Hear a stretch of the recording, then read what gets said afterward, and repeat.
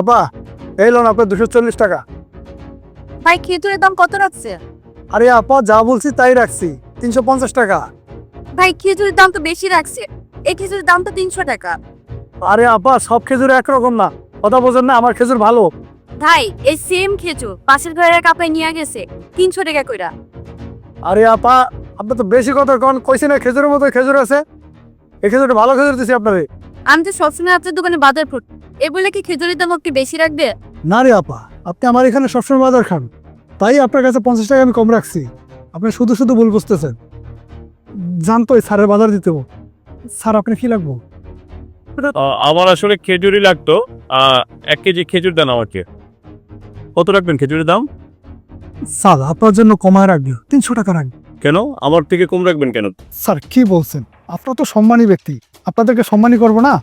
আর তাছাড়া তো আপনারা বাজারের সম্বন্ধে সব জানেন, এই কারণে আপনাদের কাছ থেকে বেশি রাখা যাবে না, লেজ্জটাই রাখছি। মানে বিষয়টা বুঝলাম না। খাদ্যদ্রব্যের দাম জানি, সেই জন্য আমার থেকে লেজ্জটা রাখবেন। আর এই মহিলা যে আপনার থেকে রেগুলার বাজার খায়, সে জানে না দেখে তার চেয়ে আপনি বেশি রাখবেন। এটা দুই রকম বিচার হয়ে গেল না? স্যার, এই মহিলা গার্মেন্টসে চাকরি করে, মাস টিকা বাকি খায়, এখন তাদের কাছে স্যার কম রাখলে পোষায় না আমাদের।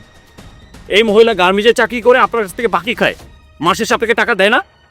স্যার, টাকা দেয় কিন্তু বাকি তো খায়। এ কেমন বিচার আপনার? সে গার্মেন্টসে চাকরি করে আপনার কাছ থেকে বাকি খায়, সেই জন্য আমি তার কাছ থেকে বেশি রাখবেন? কি একটা ঝামেলায় বললাম স্যার, আপনার কিছু কম চায়, আপনি কম দিতে হবো না, আপনি বেশি দিয়ে নেন, তারপর আপনি একটু থামেন স্যার। শুনেন ভাই, রাসূল সাল্লাল্লাহু আলাইহি ওয়াসাল্লাম একটা কথা বলেছে, ব্যবসা করা হচ্ছে সুন্নত, যদি সে ব্যবসাটা হালালভাবে করা যায়। আপনি তো হালাল ব্যবসা করছেন না, আপনি এক একজন থেকে এক একটা রেট নিচ্ছেন, এক একজন থেকে এক একটা দাম রাখছেন। তা কিভাবে হালাল হইল আপনার? মানছি আমাদের আচরণ রাখি তো আমরা মুসলমান না? এই যে একটা রমজান মাস আসছে, এই রমজান মাস উপলক্ষে কোথায় আমরা যেটা ন্যায্য আমাদের ব্যবসা করার প্রয়োজন সেটা করব, আমরা সেটা না করে কি করছি? উল্টো সবকিছু দাম বাড়িয়ে দিচ্ছি, যার থেকে যেরকম পাচ্ছি তার থেকে সেরকম বেশি নিচ্ছি। এটা কেমন বিচার? স্যার, আপনার কাছে কম দেওয়া লাগবে না, আপনি নেন তো, 350 টাকাই দিন। না না না, আমি আপনার থেকে নিব না। আপনি 2 নম্বরই ব্যবসা করেন। এটা মুসিবতে বললাম। নিজেকে পরিবর্তন করেন, তারপরে ব্যবসা করেন। শুনেন, এই 2 নম্বরই ব্যবসা করে অনেক কিছু করতে পারবেন, কিছুই থাকবে না, মাথায় রেখেন এটা।